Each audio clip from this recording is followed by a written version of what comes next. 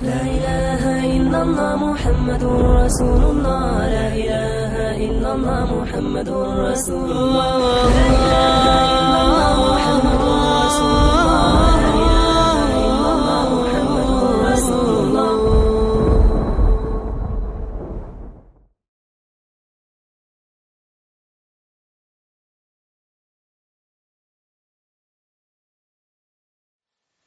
بسم الله الرحمن الرحيم نحمده ونصلي ونسلم على رسوله الكريم أما بعد.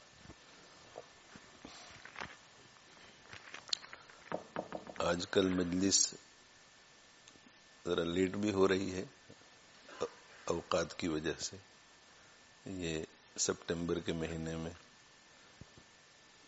4-5 ہفتے ایسا ہوتا ہے اور ہمارے طلباء کے امتحانات بھی ہیں، اس لیے طویل مجلس کرنا نہیں چاہتا. بس وہ سیرت پڑھ کر سنائی جا رہی ہے، اسی میں سے کچھ سن لیں گے. لیکن ایک بات عرض کرنا چاہتا ہوں کہ یہ جو مدارس ہے، مدارس جن کا جال پوری دنیا میں بچھا ہوا ہے، ان کے کیا کیا فوائد ہیں ان پر ہم غور نہیں کرتے. اس لیے ہمیں پتہ نہیں چلتا کہ مدارس کے فوائد کیا ہے. تو عام طور پر لوگوں کے ذہنوں میں ایسا ہوتا ہے کہ اس مدرسے میں 30, 40, 50 پڑھانے والے ہیں، مدرسہ چلانے والے ہیں، 250-300 طلباء پڑھ رہے ہیں، اور یہ امت کا وہ طبقہ ہے which is good for nothing. یعنی مدرسوں میں بیکورڈ لوگ آتے ہیں، ذہین نہیں ہوتے، ہوشیار نہیں ہوتے، چونکہ یونیورسٹی میں ان کا کوئی کریئر نہیں ہوتا، اس لیے ادھر چلے آتے ہیں. تو ایسی بات نہیں ہے، ایسی بات نہیں ہے. ان مدرسوں سے بڑے بڑے انٹلیکچوئلز پیدا ہوئے. تو انٹلیکچوئل جو ہوتا ہے وہ تو پیدائشی انٹلیکچوئل ہوتا ہے. ذہانت پیدائشی ہوتی ہے، ہوشیاری پیدائشی ہوتی ہے، پھر وہ پروان چڑھتی ہے. اس کا مطلب یہ ہے کہ بہت ذہین لوگ مدرسے میں پڑھنے کے لیے جاتے ہیں اور بائی چوائس جاتے ہیں. حکیم الامت مولانا اشرف علی تھانوی رحمۃ اللہ علیہ، حضرت مولانا حسین احمد مدنی رحمۃ اللہ علیہ، شاہ ولی اللہ صاحب محدث دہلوی رحمۃ اللہ علیہ، شاہ ولی اللہ صاحب محدث دہلوی رحمۃ اللہ علیہ تو اتنے انٹلیکچوئل تھے.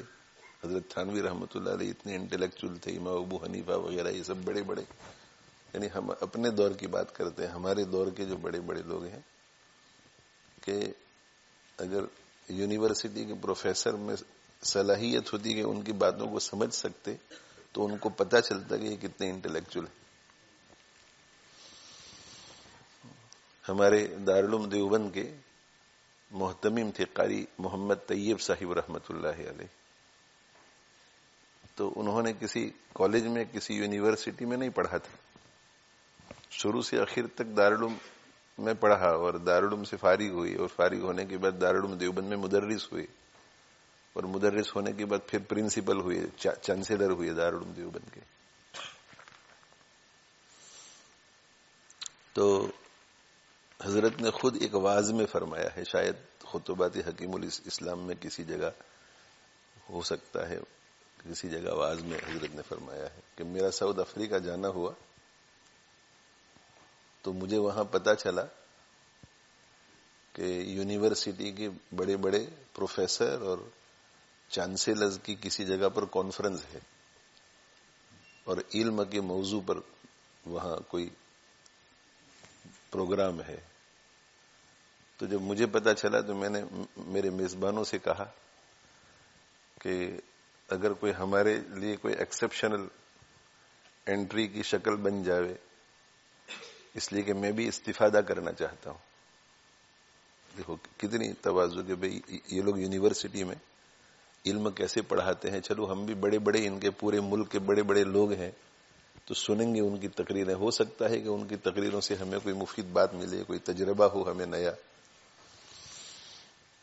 تو حضرت نے اجازت طلب کی ان کے میزبانوں نے, تو اجازت مل گئی کہ بھئی انڈیا کی ایک بہت بڑی یونیورسٹی ہے دارالعلوم دیوبند, جو مسلم ورلڈ میں عالمی ریکگنیشن اسے حاصل ہے. تو حضرت کو انہوں نے اجازت دے دی اور اجازت دی, اور حضرت فرماتے ہیں کہ میں تو سننے کے لیے گیا تھا, کوئی مجھے بیان تو کرنا نہیں تھا. تو ٹرانسلیٹر تو کہا کہ وہ پروگرام شروع ہوا اور پروگرام کے دوران میرے بارے میں گفتگو کی ایم سی نے کہ بھئی آج ہماری بڑی خوش قسمتی ہے کہ انڈیا کی ایک یونیورسٹی کے چانسلر بھی یہاں تشریف لائے ہوئے ہیں. تو اس موقع سے فائدہ ہم اٹھانا چاہتے ہیں اور ہم ان سے درخواست کریں گے کہ آپ آگے تشریف لائیں اور 15 منٹ کے لیے آپ بھی اپنے خیالات کا اظہار فرمائیں. تو ان کے یہاں تو بیانات مختصر ہوتے ہیں, ہماری طرح لمبے لمبے 1-1.5 گھنٹے کے نہیں ہوتے. تو حضرت کھڑے ہو گئے اور آگے تشریف لے گئے اور مترجم کے ذریعے حضرت نے 15 منٹ گفتگو فرمائی اور اپنی تقریر ختم کی. تو وہ تقریر حضرت کی اتنی پر مغز تھی کہ مجمع میں سے آوازیں اٹھی کہ ان کو اور بولنے دو. پھر حضرت نے تقریر فرمائی. انہوں نے ایم سی نے کہا کہ بھئی ہم ان کو 15 منٹ اور دیتے ہیں. جب 15 منٹ ختم ہوئی تو پھر مجمع نے کہا کہ بھئی نہیں, ان کو اور بولنے دو. تو 2 مرتبہ موقع دینے کے بعد یا 3 مرتبہ موقع دینے کے بعد ایم سی نے کہا, یعنی آخری مرتبہ بھی پھر کہا کہ ان کو اور بولنے دو. تو ایم سی نے کہا کہ چاہت تو ہماری بھی ہے کہ یہ مزید بولتے, مگر ہمیں تو کانفرنس چلانا ہے, تو جو ہمارا پروگرام ہے اس پروگرام کے مطابق سب کو موقع دینا ہے. تو ایسے انٹلیکچوئلس تھے جن کو بانی پاکستان کہا جاتا ہے. مولانا یہ محمد علی جناح صاحب, بابائی قوم, تو بہت بڑے لوئر تھے, یعنی پوری دنیا میں وہ لو میں مشہور تھے. تو حضرت تھانوی رحمۃ اللہ علیہ نے پاکستان کی تقسیم کے سلسلے میں ان سے کچھ خط و کتابت کی ہے, کیونکہ حضرت تھانوی رحمۃ اللہ علیہ بھی تقسیم کی حمایت میں تھے کہ تقسیم ہونا چاہیے اور ایک مسلم ملک بننا چاہیے. اور محمد علی جناح صاحب بھی اس کی حمایت میں تھے. تو خط و کتابت ہوئی ہے اور وہ چھپی ہوئی ہے, 2-4 خطوط ادھر سے 2-4 خطوط ادھر سے. تو اس خط و کتابت کو پڑھیے تاکہ آپ کو پتہ چلے کہ علماء کے پاس بھی کوئی زیرو نہیں ہوتے.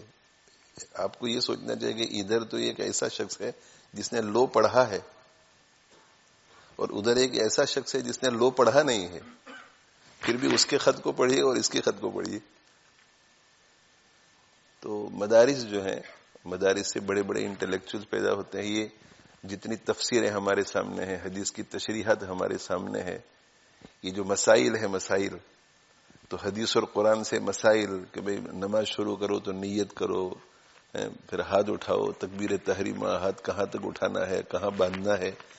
تو یہ قرآن اور حدیث میں کتنی غور و فکر کر کے یہ سارے مسائل بنائے گئے. تو انٹلیکچوئل نہ ہو تو کیسے کر سکتا ہے. اور آج بھی فتویٰ دیتے ہیں, کوئی بھی مسئلہ آتا ہے تو فتویٰ دیتے ہیں, کوئی بھی مسئلہ آتا ہے فتویٰ دیتے ہیں. اس لیے یہ مدارس جو ہے اس کا بڑا فائدہ ہے. یہ مولانا عیسیٰ صاحب جو ہیں یہ ہمارے مدرسے سے فارغ ہوئے اور مدرسے سے فارغ ہونے کے بعد ماشاءاللہ یہ فی سبیل اللہ یہ کام کر رہے ہیں. اپنی روزی کے لیے کچھ دوسرا چھوٹا موٹا کام کر لیتے ہیں اور یہ فی سبیل اللہ یہ کام کرتے ہیں. اور 150 سے زیادہ جو ہے لوگ مسلمان ہوئے ہیں ماشاءاللہ. تو اگر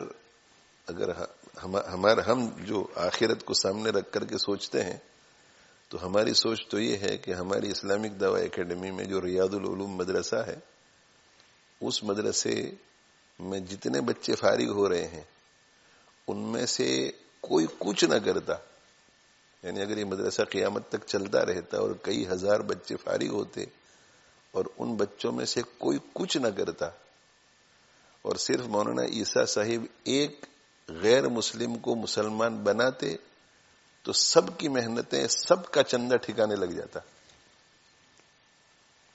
اور یہ آپ کو قیامت کے دن سمجھ میں آئے گا کہ میں اس وقت کیا کہہ رہا ہوں. اس لیے کہ یہ ایک شخص جو مسلمان ہوا تو ظاہر ہے کہ ان کے پیچھے جن اساتذہ کی محنت تھی، جتنے لوگوں نے اس ادارے میں چندہ دیا تھا، تو ان سب کی مغفرت کا ذریعہ بنتا ہے یہ. اس لیے دل میں مدارس کی عظمت پیدا کرو. یہ جو ہے خیال ہمارا غلط ہے کہ مدرسوں میں کچھ نہیں ہوتا، مدرسوں میں کچھ نہیں ہوتا. آ کر کے بیٹھو درسگاہوں میں، آ کر کے بیٹھو، تفسیر کا درس ہو رہا ہے وہاں بیٹھو، فقہ کا درس ہو رہا ہے وہاں بیٹھو، حدیث پڑھائی جاتی ہے وہاں بیٹھو. تو ہمیں پتہ چلتا ہے کہ بھئی بہت سی باتیں تو ہمارے سروں پر سے گزر رہی ہے، اور ہمیں پتہ چلتا ہے کہ ہمارے ذہن میں تو یہ تھا ہی نہیں، ہمارے ذہن میں یہ تھا ہی نہیں. تو یہ 1400 سال سے 1400 ایئرز گزر گئے، مگر حدیث کی اور قرآن کی پوری حفاظت ہے. اور جیسے وہ حدیثیں اور وہ قرآن اور اس کی تشریح 1400 ایئرز پہلے تھی، آج بھی ویسی ہی ہے. بس علماء نے کچھ نہ کیا ہوتا تو یہی کارنامہ ان کے لیے بہت بڑا ہے. یہ کہاں ہوتا ہے؟ مدرسوں میں ہوتا ہے. مدرسوں میں ہوتا ہے، جہاں ایک استاد اور ایک طالب علم بیٹھ جاتے ہیں وہ مدرسہ ہے. یہ سب بورڈنگ کا ہونا کوئی ضروری نہیں. ایک آدمی سکھائے اور دوسرا سیکھے، یہ مدرسہ ہے. اور دیکھو علماء یہ نہیں کہتے کہ بھئی ہم تو صرف اوپر کی چیز پڑھائیں گے، نہیں، وہ تختی بھی پڑھاتے ہیں. یعنی اچھی استعداد والے لوگ بھی تختی پڑھاتے ہیں.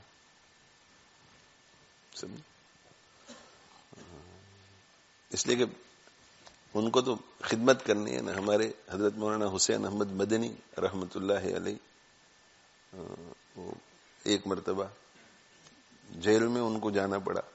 دین کی خدمت کرنے والوں کو جیل میں بھی جانا پڑتا ہے، حکومت ناراض ہو جاتی ہے.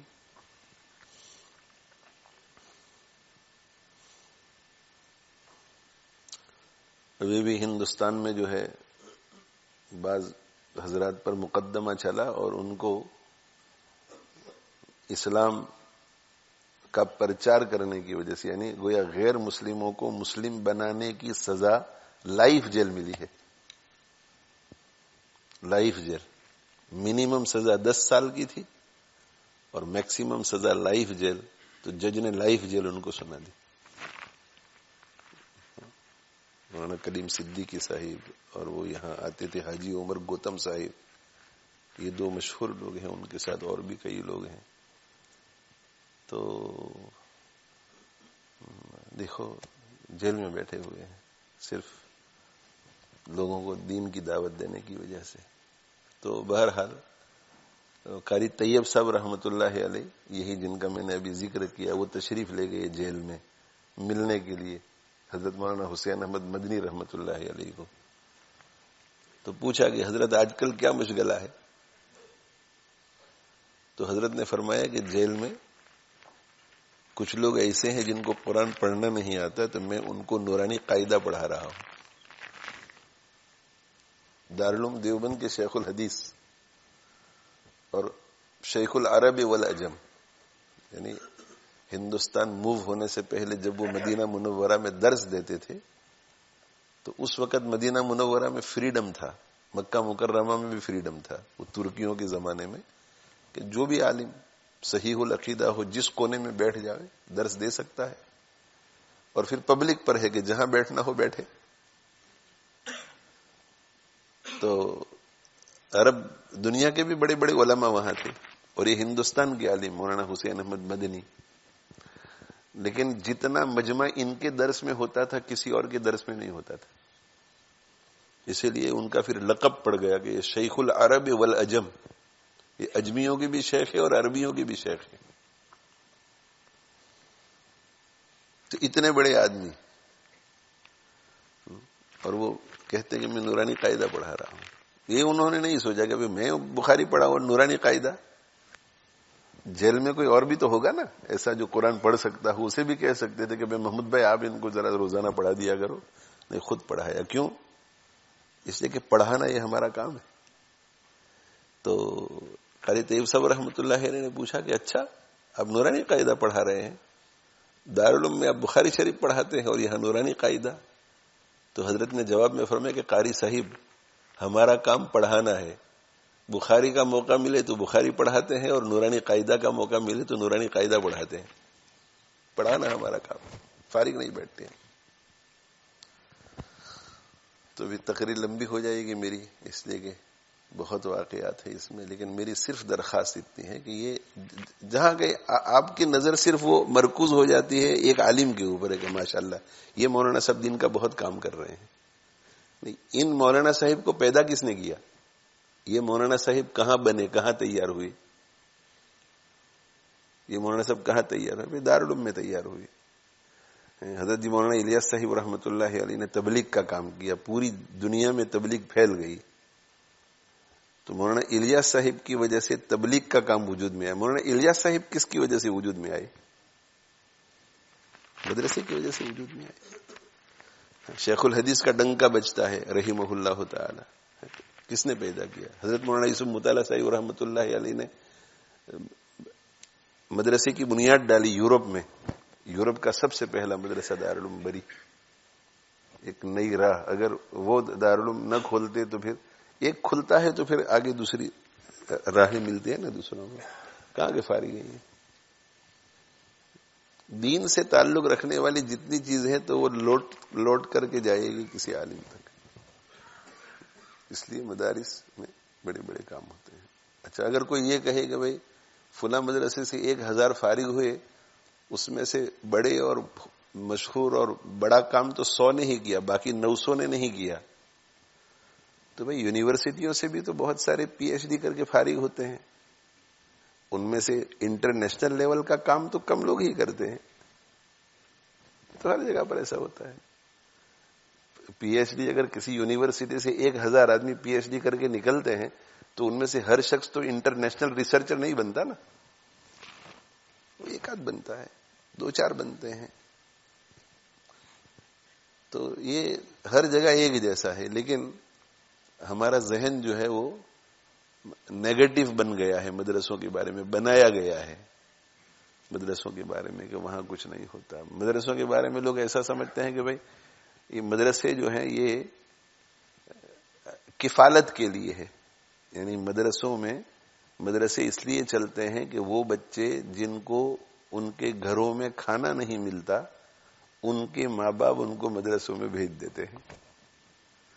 اور ماں باپ ایسا سمجھتے ہیں کہ میری 8 اولاد ہے، 4 کو اگر مدرسے میں بھیج دوں تو کم سے کم 4 کا خرچہ تو مجھے نہ اٹھانا پڑے. ایسی بات نہیں. یہ غریب گھرانے کے لوگ جو ایسے بھی ہوں گے، 2-4 ایسے بھی ملیں گے آپ کو، مگر غریب گھرانے کے وہ ماں باپ بچوں کو اسکول بھیجتے ہیں، یہ دارالعلوم میں بھیجتے ہیں، جن کے اندر دینی حمیت ہوتی ہے اور وہ چاہتے ہیں کہ میرا بیٹا کچھ بنے، دینی لائن میں بنے، اس لیے بھیجتے ہیں. اسی لیے بہت غریب گھرانے کے لوگ جو ہیں وہ بہت بڑے بڑے علماء بنے ہیں. تو ماں باپ کی اگر نیت بری ہوتی ہے کہ ہم تو پیٹ بھرنے کے لیے بھیج رہے ہیں، تو نیت پر فیصلے تو اللہ کے یہاں ہوتے ہیں. تو کیسے یہ بڑے بڑے لوگ بنتے؟ یہ بڑے بڑے لوگ جو بنے ہیں ان کا بیک گراؤنڈ دیکھیں کہ پیدا کہاں ہوئے تھے، کس حالت میں، کیسے گھرانے میں تھے. چھوٹے چھوٹے دیہات ہے. نانوتا بہت چھوٹا سا گاؤں اس زمانے میں، گنگو بہت چھوٹی سی جگہ. یہ بڑی بڑی جگہوں سے نہیں ہے، یہ ہمارے جو اکابر ہیں چھوٹے چھوٹے دیہاتوں سے. یہ مشہور نانوتا، گنگو وغیرہ، تھانہ بھون بہت چھوٹی جگہ.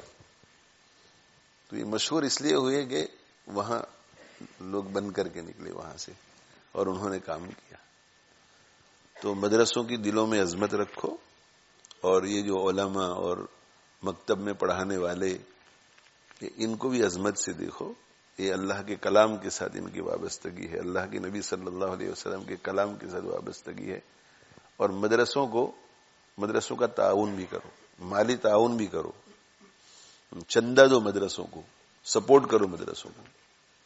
ہاں معلوم کر لیا کرو کہ بھئی صحیح جگہ ہے یا نہیں تو مدرسوں کو. اور ہمارے ملک میں مہنگائی بہت زیادہ ہے، خرچ بہت زیادہ ہے، تو زیادہ ہمیں تعاون کرنا چاہیے. اس لیے کہ مدرسے جو ہیں وہ کوشش کرتے ہیں کہ فیس کم سے کم رکھیں. اب آپ کسی کو بھی پوچھ لیجئے کہ یونیورسٹی کی فیس کتنی ہے یہاں، تو 5,000 سے کم نہیں ہوگی ایک سال کی. مجھے معلوم نہیں، ایک سال کی 5,000 پاؤنڈ سے کم نہیں ہوگی.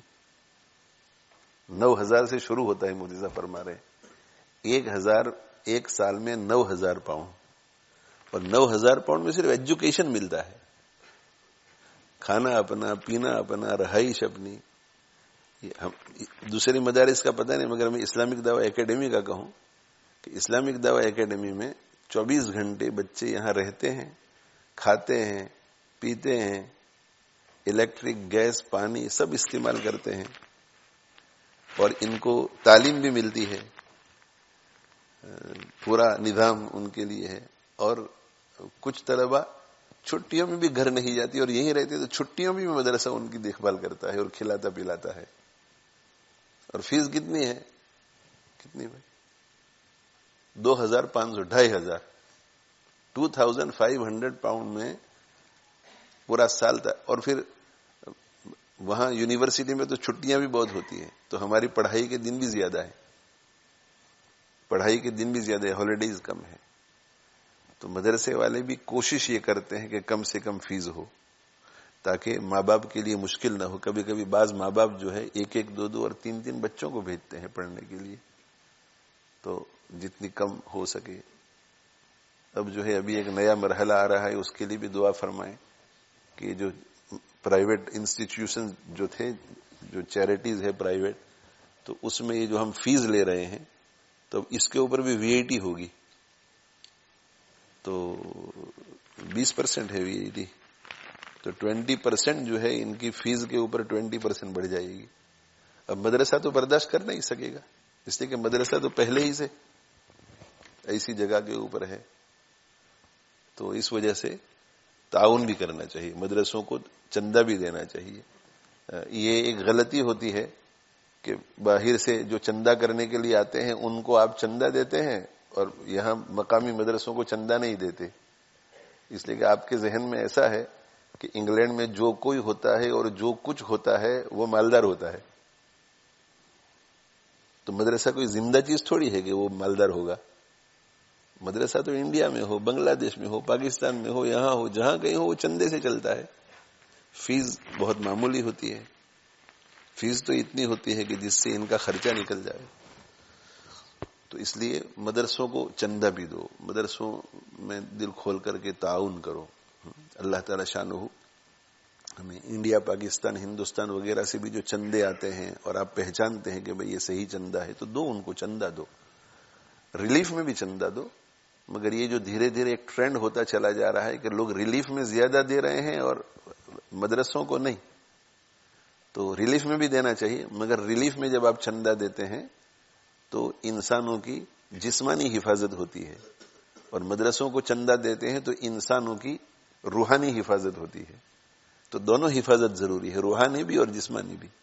تو بجٹ مقرر کرو کہ بھئی میرے پورے سال میں 5,000 پاؤنڈ ہے، تو 2,500 ہم روحانیت کے لیے خرچ کریں گے اور 2,500 جسمانی کاموں کے لیے خرچ کریں. یہ ریلیف وغیرہ کا معاملہ ایسا ہے کہ وہ بہت جلدی آدمی جذباتی ہو جاتا ہے نا، کہ بھئی زلزلہ آیا، سونامی، فوٹو دیکھتے ہیں کہ کوئی بے گھر ہے، بغیر کپڑے کے ہیں، بچہ رو رہا ہے، کسی کا سر پھٹا ہوا ہے جی. اور یہ جو روحانی امراض ہوتے ہیں، روحانی ایکسیڈنٹس ہوتے ہیں، ان کا ہمیں نظر نہیں آتا کہ کتنا نقصان ہو رہا ہے. یہاں بھی سونامی آتی ہے جی. کتنی سونامیاں ہیں دیکھو، بے نمازی کی سونامی. نمازی نہیں پڑھتے لوگ، کتنے لوگ ہیں جو نمازی نہیں پڑھتے جی. تو اس قسم کی عقائد پر سونامی آتی ہے. اب سوشل میڈیا کے زمانے میں طرح طرح کے عقائد، نظریات بیان کیے جاتے ہیں، ان کا رد علماء ہی کرتے ہیں، ان کا دفاع علماء ہی کرتے ہیں، دین کی حفاظت کی علماء ہی کوشش کرتے ہیں. تو اللہ تعالی شانہ جو ہے ہمارے اوپر فضل فرمائے اور ہماری حفاظت بھی فرمائے. اور آپ سب کی خدمت میں میری درخواست ہے کہ دل میں سب سے پہلے یہ کہ مدارس کے بارے میں اچھے خیالات پیدا کریں، اچھے حسن ظن رکھے.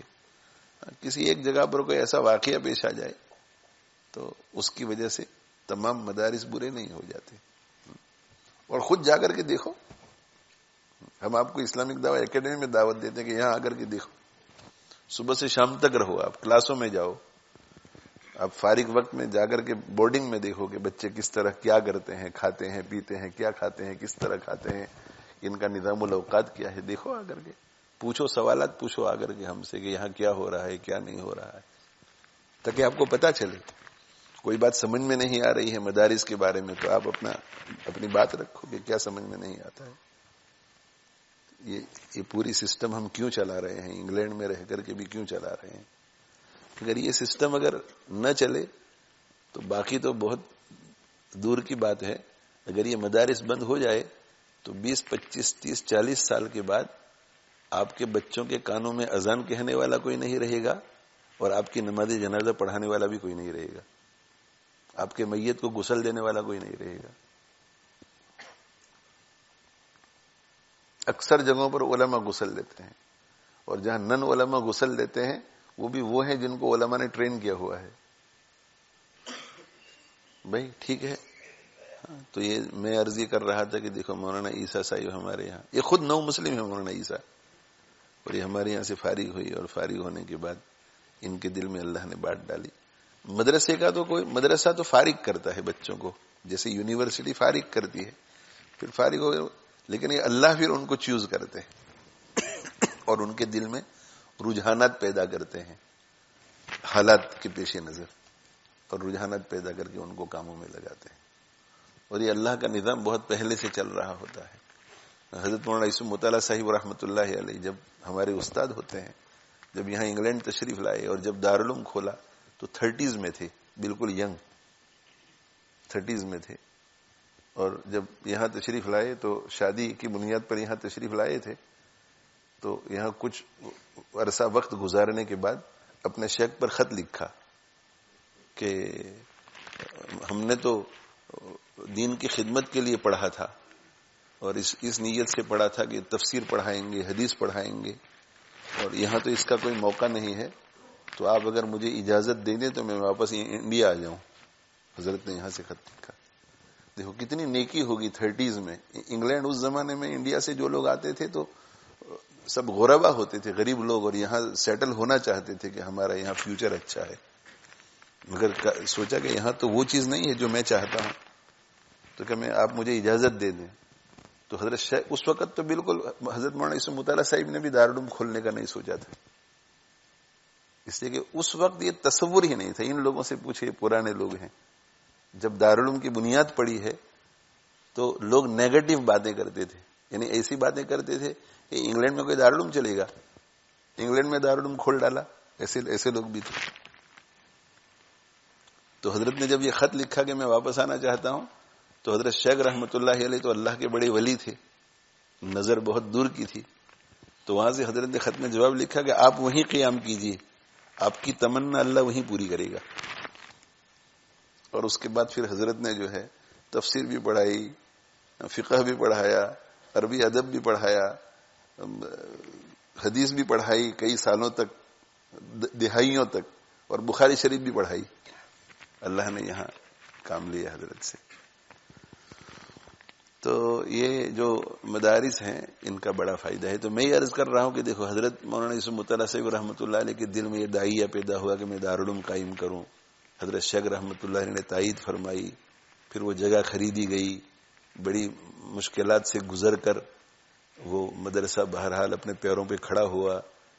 تو یہ مدرسہ اگر قائم نہ ہوا ہوتا اور اس مدرسے کو دیکھ کر دوسرے مدرسے قائم نہ ہوئے ہوتے اس ملک میں، تو آج ہماری نئی نسل کی انگریزی کی ضرورت کون پوری کرتا؟ اور امیگریشن وغیرہ کے قوانین بھی بہت سخت ہو گئے ہیں، باہر سے بھی امام بن کر کے کوئی آ نہیں سکتا. تو اتنی ساری مسجدیں کھل رہی ہیں، اتنے سارے مدرسے کھل رہے ہیں، مکتب کھل رہے ہیں، مصلے کھل رہے ہیں، اور اتنی پبلک بڑھ رہی ہے، تو باہر سے بھی کوئی نہیں آ سکتا. یہاں بھی مدرسہ نہ ہو تو کیسے یہ ضرورت کیسے پوری ہوتی؟ تو کسی نے کانفرنس تو نہیں کی تھی نا اس کے بارے میں کہ بیٹھ کر کے سوچیں کہ آفٹر 20 ایئرز 30 ایئرز کیا ہونے والا ہے اور اس کے مطابق پلاننگ کرو. نہ، اللہ نے دل میں بات ڈالی، مدرسہ کھل گیا اور مدرسے میں پڑھانا شروع کر دیا اور علماء فارغ ہونے شروع ہو گئے. مگر آج دیکھو ہر جگہ کے اوپر جو ہے دارالعلوم بری، اور دارالعلوم بری کے بعد جتنے مدرسے وجود میں آئے اس ملک میں ان سے ضرورتیں پوری ہو رہی ہے ماشاءاللہ. انگریزی زبان میں پڑھایا جا رہا ہے، بیانات ہو رہے ہیں، سمجھایا جا رہا ہے دین. تو یہ اللہ کی طرف سے سب کچھ ہوتا ہے. سب مدرسوں کے لیے دعا بھی کرنا چاہیے. کچھ نہ کرے تو مدرسوں کے لیے دعا کرو آپ کہ اللہ مدرسوں کو ترقی دے، مدرسوں کی حفاظت فرمائے، علم کو ترقی دے، اہل علم کی اللہ تعالی حفاظت فرمائے. اور اچھی نظر سے علماء کو دیکھو، طلباء کو اچھی نظر سے دیکھو. اور اب تو انڈیا پاکستان میں بھی بڑے بڑے مالدار لوگوں کے بچے مدرسوں میں پڑھنے کے لیے جاتے ہیں. ایسا نہیں ہے کہ صرف غریب لوگ جاتے ہیں. یہاں پر ہمارے پاس آتے ہیں تو او لیول میں 8 اے اسٹار سے پاس ہونے والے لوگ یہاں پڑھنے کے لیے آتے ہیں. کیوں بھائی؟ اس لیے کہ وہ خود یہ چاہتے ہیں کہ I want to take this path. پوچھتے ہیں کہ بھائی آپ اتنا، آپ کا اچھا رزلٹ ہے اور آپ کہیں اور نہیں جا رہے ہیں، اے لیول ادھر تو نہیں، میرا رجحان اس طرف ہے، میں یہاں یہ کرنا چاہتا ہوں. تو اللہ تعالی شانہ بھائی قبول فرمائے، قبول و منظور فرمائے. وآخر دعوانا الحمدللہ رب العالمین وصلی اللہ علی نبینا محمد وعلی آلہ وصحبہ.